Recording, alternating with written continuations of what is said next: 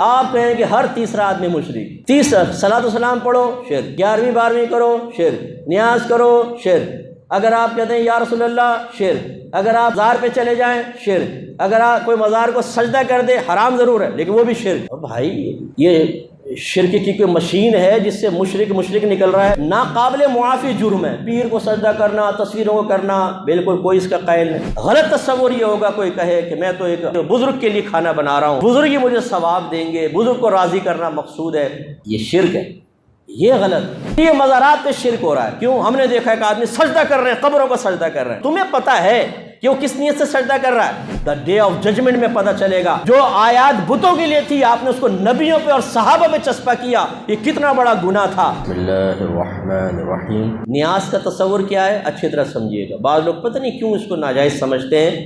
نیاز کا تصور کیا ہے پہلے سمجھ لیں کہ نیاز، نظر، یہ ایک تحفے کا نام ہے۔ جب پہلے بادشاہوں کی خدمت میں کچھ پیش کرتے تھے نا، کہتے تھے حضور ایک نیاز آپ کی خدمت میں پیش ہے، کچھ نظر کرنا ہے، اس تحفے کو کہتے تھے۔ تو جب ہم اللہ کے ولیوں کی بارگاہ میں کچھ تحفہ پیش کرتے ہیں تو اس کو نیاز اور نظر سے تعبیر کر دیتے ہیں۔ بس یہ ایک تو اس کا مفہوم ہے۔ یہ ہے کیا؟ کوئی کھانا وغیرہ جیسے بناتے ہیں وہ صرف اللہ کے لیے بنے گا۔ کھانا کس کے لیے بنے گا؟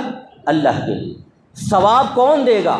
صرف میرا رب دے گا، ولی نہیں دے گا۔ نہ ہم ولی کے لیے کھانا بناتے ہیں، نہ ولی ثواب دے گا، ثواب صرف میرا رب دینے والا ہے، وہی دے گا، وہی قبول کرتا ہے، وہی رد کرتا ہے، میرا رب کی مرضی۔ ہاں ہمیں یقین ہوتا ہے، حسن ظن ہوتا ہے کہ اللہ تبارک و تعالی ہمیں جو اس کے بدلے میں ثواب دے گا وہ ہم پھر بزرگ کو ایصال کر دیتے ہیں، بھیج دیتے ہیں۔ وہ بھی صحیح حدیثوں سے ثابت نہ ہوتا تو ہم اپنے پاس سے تو نہیں کر سکتے تھے دینی معاملات۔ نبی کریم نے صحابہ کرام کو اجازت دی ہے کہ اپنے والدین کے لیے آپ ثواب جاریہ کریں، ان کو ثواب ایصال کریں، کثیر حدیثیں موجود ہیں۔ تو یہ تصور آیا کہ جی کھانا بنائیں اللہ کے لیے، اللہ ہی ثواب دے گا، حسن ظن ہے کہ ثواب ملا ہوگا، وہ ثواب فلاں بزرگ کو پیش کر دیا۔ اب چونکہ ثواب ایک تحفے کے طور پہ پیش کر رہے ہیں تو اس کو پھر ہم نیاز سے تعبیر کر دیں۔ میں سوال کرتا ہوں اس میں غلط کیا ہے یہ بتائیے۔ اگر صرف یہ آپ کہتے ہیں کہ آپ کہتے ہیں خواجہ صاحب کی نیاز، تو آپ نے اس کھانے پر غیر اللہ کا نام لے دیا، اس لیے غلط ہے۔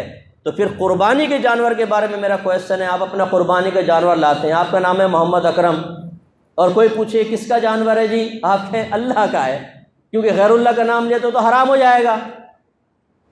جب آپ شادی کا کھانا کھلاتے ہیں ولیمے کا، کیا کہتے ہیں؟ کس کا ولیمہ ہے بھئی، کس کا کھانا ہو رہا ہے؟ آپ کہتے ہیں جی وہ چودھری صاحب کے بیٹے کا ولیمہ ہے۔ تو آپ نے اس کھانے پر غیر اللہ کا نام لے دیا نہیں لے دیا؟ یہ بھی حرام ہونا چاہیے۔ اگر صرف نام غیر اللہ کا لینے سے چیز حرام ہو جاتی تو بھائی پھر تو ہر چیز حرام ہو جائے گی۔ معاذ اللہ ثم معاذ اللہ، ایک عالم نے لکھا، میں نہیں کہہ رہا ہوں، ایک عالم نے لکھا کہ اگر بیوی کے بارے میں پوچھیں کس کی بیوی ہے تو کیا بولیں گے؟ معاذ اللہ کہیں گے اللہ کی بیوی ہے، یہ بولیں گے تو شرک ہو جائے گا، کافر ہو جائیں گے۔ اور کہیں گے یہ سعید صاحب کی بیوی ہے تو غیر اللہ کا نام لے لیا، حرام ہو گئی۔ تو یہ ایک جہالت والی بات ہے جی، چونکہ آپ نے اس کو منسوب کر دیا غیر اللہ کی طرف، حرام ہو گئی۔ ارے بھائی یار، اگر غیر اللہ کی طرف منسوب کرنے سے چیزیں حرام ہو جاتی تو پھر تو اس کا مطلب ہے کہ سب معاملہ خراب ہو جاتا، ہر چیز حرام ہو جاتی ہے۔ یہ نہیں ہے تصور۔ غلط تصور یہ ہوگا کوئی کہے کہ میں تو ایک بزرگ کے لیے کھانا بنا رہا ہوں، بزرگ ہی مجھے ثواب دیں گے، بزرگ کو راضی کرنا مقصود ہے، یہ شرک ہے، یہ غلط۔ شرک سے ہم اللہ کی پناہ مانگتے ہیں۔ تو شرک کے قطع کما کے لیے ہم کافی ہیں، اللہ کا بڑا کرم ہے، کسی کی غیر کی ضرورت نہیں ہے، ہم اپنے لوگوں کو بچانے کے لیے کافی ہیں انشاءاللہ، شرک میں مبتلا نہیں ہونے دیں گے۔ لیکن جو غیر شرک کو شرک کہے اسے بھی پیار سے سمجھائیں گے کہ شرک تمہاری طرف ہی لوٹ کر آئے گا، اس لیے کہ اللہ کے نبی نے ارشاد فرمایا کہ جو کسی مسلمان کو کافر کہے اور وہ کفر کا اہل نہ ہو تو کفر کہنے والے کی طرف لوٹ آتا ہے۔ علماء نے فرمایا اس کا ظاہر تو یہی ہے کہ جو کسی مسلمان کو کافر کہے اور وہ کافر نہیں تو کہنے والا خود کافر ہو جائے گا۔ سمجھا نہیں آیا؟ تو یہ بہت خطرناک چیز ہے۔ اب میں تو نیاز کا قائل ہوں، اور بھی ہزارہ امام نیاز کے قائل ہیں۔ سوال یہ پیدا ہوتا ہے، آپ کہتے ہیں نیاز شرک ہے، پھر مشرک کے پیچھے نماز بھی پڑھ لیتے ہیں، یہ بڑی حیرت انگیز بات ہے۔ اب سوال یہ پیدا ہوتا ہے جو مشرک امام بیٹھا ہوا ہے اس کے پیچھے آپ نماز پڑھ رہے ہیں تو بتائیں اسے مشرک سمجھا کہ نہیں سمجھا؟ آپ کے نزدیک تو مشرک ہے۔ اگر مشرک آپ نے نہیں سمجھا تو پھر مشرک کو غیر مشرک کہنا، اس کا مطلب اس کے عقیدے ٹھیک کہہ رہے ہیں آپ گئے کام سے۔ مطلب کسی ہندو کو بولیں اس کے عقیدے بالکل ٹھیک ہیں، اس کے پیچھے نماز پڑھ لو، کافر ہو جائیں گے نہیں ہو جائیں گے؟ تو اگر ایک مشرک امام آپ خود کہہ رہے ہیں یہ شرک کرتا ہے، نیاز کھاتا ہے، شرک کرتا ہے، تو مشرک ہوا۔ مشرک کے پیچھے نماز پڑھنا ثابت کرتا ہے، آپ اسے مشرک نہیں سمجھ رہے، غیر مشرک سمجھ رہے، تو مشرک کو غیر مشرک کہنا خود ایک شرک ہے، خود کفر ہے، گئے آپ کام سے۔ اور اگر آپ کہتے نہیں مشرک تو ہے لیکن نماز پڑھنا جائز ہے، تب بھی کافر ہو جائیں گے۔ اور اگر آپ کہیں نہیں ہم تو ویسے ہی کہہ رہے تھے مشرک نہیں، تب بھی کافر ہو جائیں گے۔ بتاؤ بھاگو گے کہاں؟ کون سے راستے سے بھاگو گے؟ نہیں کریں یہ غلط حرکتیں۔ جو مشرک نہیں ہے اسے خواہ مخواہ مشرک مت کہیں، ورنہ اپنی زندگی آپ کی عذاب میں آئے گی۔ اب ضمناً بات آ گئی تو سمجھاتا ہوں جی، یہ مزارات پہ شرک ہو رہا ہے۔ کیوں؟ ہم نے دیکھا ہے کہ آدمی سجدہ کر رہے ہیں، قبروں کو سجدہ کر رہے ہیں۔ او بھائی، قبروں کو اگر کوئی سجدہ کر بھی رہا ہو اس سے مشرک کیسے ہو جائے گا یہ بتاؤ؟ سجدے کی تو دو قسمیں ہیں، ایک سجدہ تعظیمی ہوتا ہے، ایک سجدہ عبادت ہوتا ہے۔ ایک سجدہ تعظیمی، ایک سجدہ عبادت۔ جو مخلوق کو کرتے ہیں اس کو لینے چلے۔ اگر آپ کسی کو معبود سمجھ کے سجدہ کریں تو یہ سجدہ عبادت کہلائے گا، اس کا کرنے والا کافر اور مشرک ہو جائے گا۔ اور ایک ہوتا ہے سجدہ تعظیمی، کسی کو عظمت والا سمجھ کے اس کے سامنے جھکنا، جیسے پیر کو سمجھ لیا، مزار کو سمجھ لیا۔ یہ پہلی شریعتوں میں دیکھیں، یوسف علیہ السلام کے بھائیوں نے سجدہ کیا تھا، آدم علیہ السلام کو فرشتوں نے سجدہ کیا تھا، یہ سجدہ تعظیمی تھا۔ سجدہ تعظیمی پچھلی شریعتوں میں جائز تھا، ہماری شریعت میں حرام ہے لیکن کفر نہیں۔ اب ایک آدمی مزار پہ جھکا ہوا ہے، صاحب مزار کے سامنے، آپ کہتے ہیں دیکھو مشرک ہو گیا یہ۔ بھئی کیسے مشرک ہو گیا؟ ایک طرف تو آپ یہ کہتے ہیں کہ نبی کریم صلی اللہ علیہ وسلم کے لیے علم غیب ماننا شرک ہے، کفر ہے۔ نبی کو کیا پتا کہ دیوار کے پیچھے کیا ہوتا ہے؟ نبی کو کیا پتا دل کے؟ اور تمہیں پتا ہے کہ وہ کس نیت سے سجدہ کر رہا ہے؟ اس نے شرک کی نیت سے سجدہ کیا ہے، یعنی معبود سمجھ کے کیا ہے، یا اس نے قابل تعظیم سمجھ کے کیا ہے؟ آپ کو کیسے پتہ چلا؟ کیونکہ دونوں کے احکام علیحدہ ہیں۔ اور اگر آپ کہتے ہیں ہمیں پتہ ہے تو کافر ہو جائیں گے، علم غیب کا دعویٰ کیا، اور کہ آپ چاہے پتہ نہ ہو پھر بھی کیونکہ جھکا ہوا ہے اس لیے مشرک کہیں گے، تو پھر میں کہتا ہوں کہ یہ پوری مسجد والے بھی مشرک ہیں، آپ سب مشرک ہیں۔ اور ابھی شرک کریں گے آپ، وہ کیسے؟ میں دیوار کو سجدہ کروں گا، میں گیا، پہلی صف مجھے سجدہ کرے گی کیونکہ میرے پیچھے جھکے ہوئے ہیں آپ بھی گئے، دوسری صف بھی گئی، تیسری صف، ہر ایک دوسرے کے سامنے جھکا ہوا ہے۔ کیا کہیں گے آپ جواب میں؟ ارے مفتی صاحب سامنے جھکے ہوئے لیکن نیت تو اللہ کو سجدہ کرنے کی ہے نا۔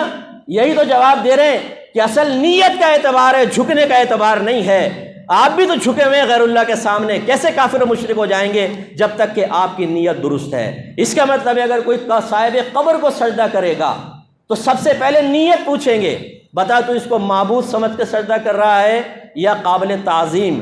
اگر معبود سمجھ کے کرے تو کافر و مشرک، اور اگر کہتا ہے کہ میں تو قابل تعظیم سمجھ کے سجدہ کر رہا ہوں تو ہم کہیں گے یہ شرک تو نہیں ہے، کفر تو نہیں ہے، لیکن تم گناہ گار ہو، یہ حرام کام کیا ہے تم نے۔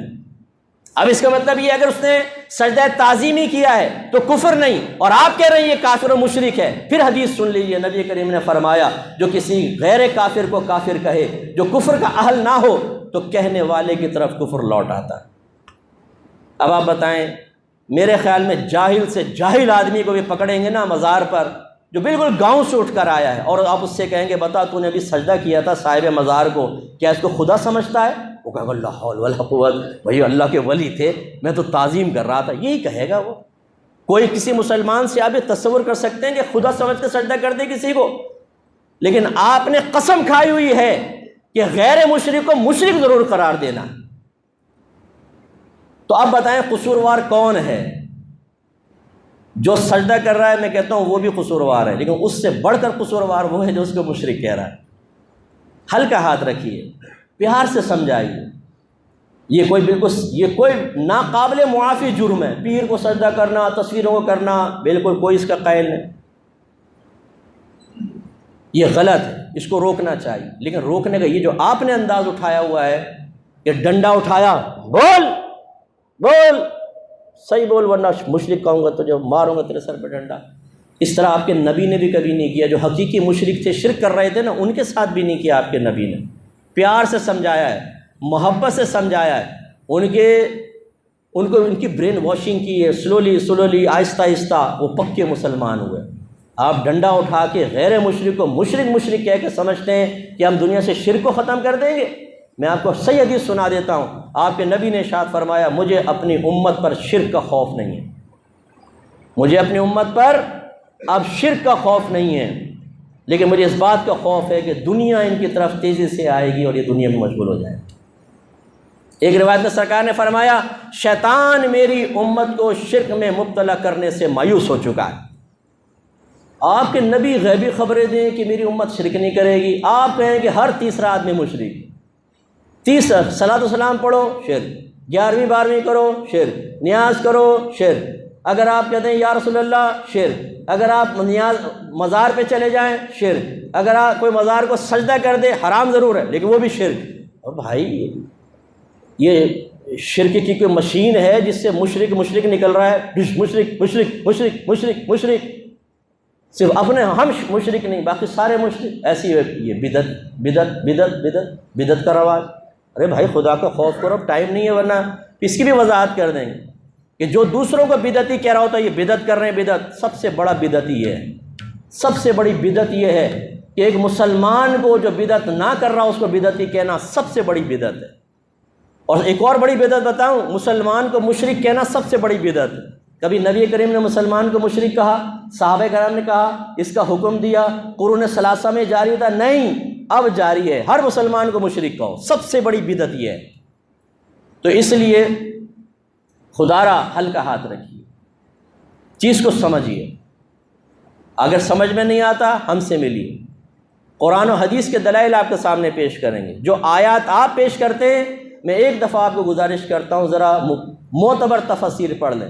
جو بتوں کے بارے میں آیتیں نازل ہوئیں آپ وہ ولیوں کے بارے میں بیان کرتے ہیں، جو مشرکین کے بارے میں نازل ہوئیں وہ آج کے مسلمانوں کو کہتے ہیں ان کے بارے میں آیت نازل ہوئی۔ وہ تو کفار کے لیے آیات آئی ہیں، وہ تو بتوں کے لیے آئی ہیں، اور آپ انہیں کہتے ہیں اس سے مراد نبی ہیں، ان سے مراد ولی ہیں، ان سے مراد صحابہ ہیں، اور یہ مشرکین جو یہاں بیان ہوئے ان سے مراد وہ ہیں جو آج کل یہ کر رہے ہیں۔ ارے خدا کا خوف کرو یار، یہ قرآن میں تحریف ہے بہت بڑی۔ وہ تو قرآن 1400 سال پہلے نازل ہوا، یہ تمام کام کرنے والے موجود تھے جو آج آپ کے دور میں جاری و ساری ہیں۔ 11ویں ہوتی تھی اس زمانے میں، 12ویں اس طرح منائی جاتی تھی اس زمانے میں، مزارات تھے کہ اس پہ حاضری دیتے لوگ، چادریں چڑھاتے نہیں تھے نا، تو وہ آیات ان کے بارے میں کیسے ہو سکتی ہیں؟ وہ تو اس زمانے کے کافروں کے بارے میں تھیں، وہ بتوں کے بارے میں تھیں۔ اور ان کو دیکھو اس میں یہ اپنے اوپر سے مکھی بھی نہیں اڑا سکتے، اب تم مزار پہ کیا لینے جاتے ہو؟ اللہ نے تو فرمایا مکھی بھی نہیں اڑا سکتے، تو کیا یہ صاحب مزار کے بارے میں کہ مکھی نہیں اڑا سکتے؟ یہ تو بتوں کے بارے میں تھا، یہ تو بتوں کے بارے میں لکھا تھا، یہ بت تو اپنے اوپر سے ایک مکھی بھی نہیں اڑا سکتے۔ تم کفار ان سے کیوں استمداد کرتے ہو، کیوں مدد طلب کرتے ہو؟ اب دیکھیں کہاں بت کے بارے میں اور کافر کے بارے میں، وہ آج یہ مزار والے دیکھو یہ مکھی بھی نہیں اڑا سکتے، داتا صاحب تو اپنے مزار سے مکھی نہیں اڑا سکتے، یہ بیان ہوا، اور تم جا کے انہیں سے مانگ رہے ہو، ان پہ چسپاں کر دیا۔ یہ بڑی تحریف ہے کہ نہیں؟ یہ بہت بڑی خیانت ہے کہ جو چیز کافر اور بتوں کے لیے نازل ہوئی اس سے مراد نبی، ولی، صحابہ اور عام مسلمانوں کو لیا جائے، لیکن مسلمانوں کا ایمان خطرے میں، ان کے ایمان پہ کوئی فرق نہیں پڑتا، یہ ایمان پروف ہے، یہ کچھ بھی کرتے رہیں، مسلمان کو کافر کہتے رہیں، غیر شرک کو شرک کہتے رہیں، غیر بدعت کو بدعت کہتے رہیں، ان کے ایمان پہ کوئی فرق نہیں پڑے گا۔ یہ کامل سالڈ مسلمان ہے، سالڈ، انہی کے لیے تو جنت ہے، انہی کے لیے تو عذابات قبر سے نجات ہے، انہی کے لیے تو حوریں بڑی بڑی آنکھیں پھاڑ پھاڑ کے دیکھ رہی ہے کہاں گیا میرا بیٹا۔ یہ تو میدان محشر میں پتہ چلے گا کہ نبی سے محبت کرنے والے کا مقام و مرتبہ کیا ہوتا ہے، اور اللہ کے نبی کے عشاق کو اور صحیح العقیدہ لوگوں کو کافر اور مشرک اور بدعتی کہنے والوں کا انجام کیا ہوتا ہے، یہ میدان محشر بتائے گا۔ دا ڈے آف ججمنٹ میں پتہ چلے گا کہ جس غیر شرک و شرک کہنا کتنا بڑا آپ نے عظیم گناہ کیا تھا، جو آیات بتوں کے لیے تھی آپ نے اس کو نبیوں پہ اور صحابہ پہ چسپا کیا، یہ کتنا بڑا گناہ تھا۔ حضرت عبداللہ بن عمر، بخاری کی روایت ہے، یہ میں نے اپنی کتاب قرب الہی میں چیپٹر ڈالا، ضرور پڑھیے گا، بہت فائدہ دے گا آپ کو۔ آپ فرماتے ہیں کہ اشر الناس وہ ہیں، سب سے زیادہ شریر لوگوں میں سے وہ ہیں جنہوں نے بتوں کی آیات کو مسلمانوں پہ چسپاں کیا۔ یہ بہت بڑی تحریف ہے، اس لیے میں آپ سب سے گزارش کرتا ہوں کہ اپنے آپ کو بڑا موحد اور توحیدی مت سمجھیں۔ بعض اوقات توحید شرکیہ بھی ہوتی ہے، شیطان کی توحید شرکیہ توحید تھی، اس نے اللہ کو واحد مانا تھا، وہ اللہ تعالیٰ کے لیے شرک تو نہیں کر رہا تھا نا، اللہ کو ایک مان رہا تھا، اس کا وجود مان رہا تھا، لیکن اس نے اللہ کے نبی کی تعظیم سے انکار کیا تو قیامت تک کے لیے کافر ہو گیا۔ یہ جو ہم آج کل تعظیم کرتے ہیں کہ ہم اللہ والے ہیں، اور اس کی آڑ میں نبیوں کی توہین کرو، صحابہ کی کرو، اولیاء اعظام کی کرو، مسلمانوں کو کافر و مشرک قرار دو، تمہیں انعام ملے گا؟ انجام وہ ہوگا جو شیطان کا انجام ہوا تھا، کہ وہ توحیدی تھا، بہت بڑا توحیدی، لیکن نبی کی تعظیم نہ کرنے کی وجہ سے راندہ درگاہ ہوا۔ ڈریے، میں بھی ڈروں اپنے ایمان کے بارے میں، آپ بھی خوف زدہ رہیے، اس روش کو چھوڑیے، یہ تباہ کرے گی۔ پہلے دین سیکھیں صحیح طرح، قرآن کو پڑھیں تفسیر کے ساتھ، اور آج کل کے کسی مولوی صاحب کی تفسیر نہیں، جنہوں نے، میں نے ایسی تفسیر دیکھی ہیں، مشرکوں کے بارے میں آئے تھے، نیچے لکھتے ہیں دیکھا یہ سب پیروں، فقیروں، مزارات والوں کے بارے میں لکھا ہوا ہے۔ ارے بھائی خدا کا خوف کرو، لوگوں کو گمراہ کر دیا آپ نے، ان کے درمیان نفرتیں پیدا کر دی آپ نے، یہ غلط ہے۔ ایسی تفسیر نہ پڑھیں، عربک تفسیر پڑھنے کی کوشش کریں، ان سے آپ لیجئے جو اکابرین نے لکھا ہے، تب آپ کو صاف کلیئر پتہ چلے گا۔ انہوں نے واضح طور پہ لکھا ہے یہ آیت بتوں کے لیے ہیں، یہ کفار کے لیے، مسلمانوں کے لیے نہیں ہے۔ اللہ تعالیٰ ہمیں سمجھنے کی توفیق عطا فرمائے۔ وآخر دعوانا الحمد للہ رب العالمین۔